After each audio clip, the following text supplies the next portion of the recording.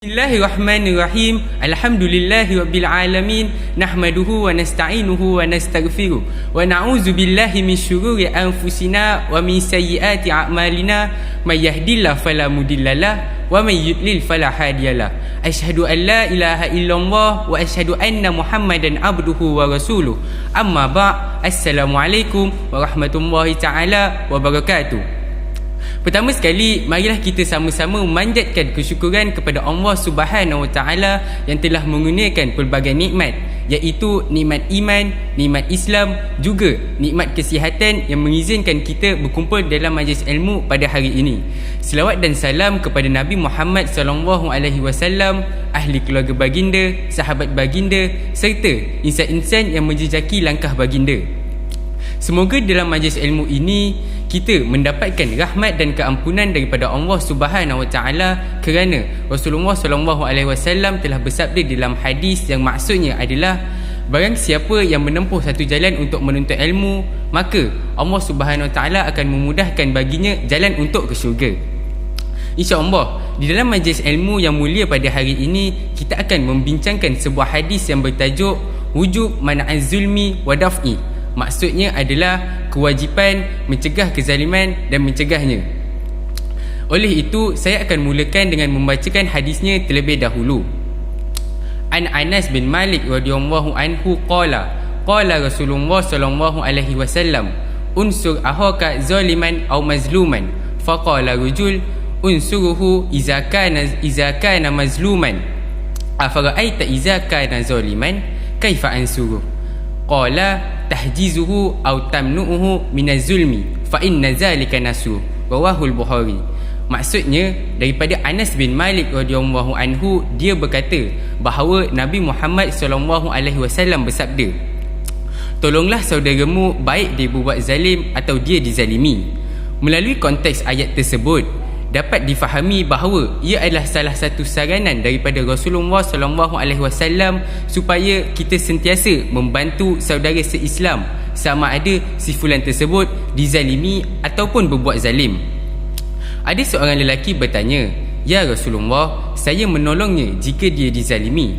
Namun, bagaimana saya ingin membantu saudara saya yang membuat zalim?"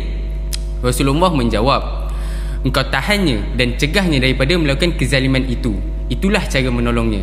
Riwayat Bukhari. Hadis ini dikategorikan sebagai hadis sahih Bukhari. Hadis ini juga diriwayatkan oleh seorang perawi yang berpengaruh dalam bidang periwayatan hadis, iaitu Anas bin Malik radhiyallahu anhu. Nama sebenar beliau adalah Abu Hamzah Anas bin Malik bin Anad Al-Khazriji Al-Ansari Al-Madani radhiyallahu anhu. Beliau wafat pada tahun 93 Hijrah ketika beliau berumur 103 tahun. Melalui hadis yang telah dibacakan, suka untuk saya menarik perhatian tuan-tuan dan puan-puan.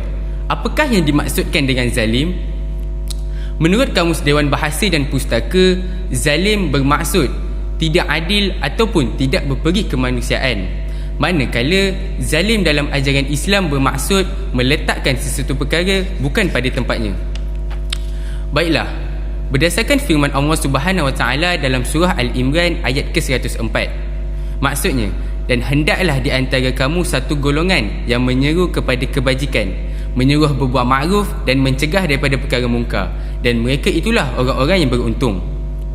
Daripada ayat ini dapat kita fahami bahawa Allah memerintahkan hamba-Nya agar melaksanakan amal makruf nahi mungkar, iaitu menyeru kepada perkara kebaikan dan mencegah daripada perbuatan mungkar.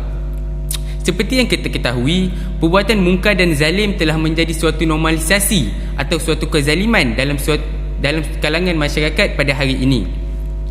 Kezaliman seperti membunuh ibu bapa sendiri, membuang anak luar nikah, menghisap dan mengedar dadah, sering kita lihat terpampang di muka akhbar dan berita.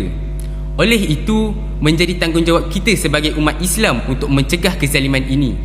Persoalannya, bagaimana kita ingin membantu untuk mencegah perkara mungkar atau zalim tersebut? Saya datangkan jawapannya berdasarkan sabda Rasulullah SAW di dalam hadis yang maksudnya adalah, barang siapa di antara kamu melihat kemungkaran, hendaklah dia mencegah kemungkaran itu dengan tangannya.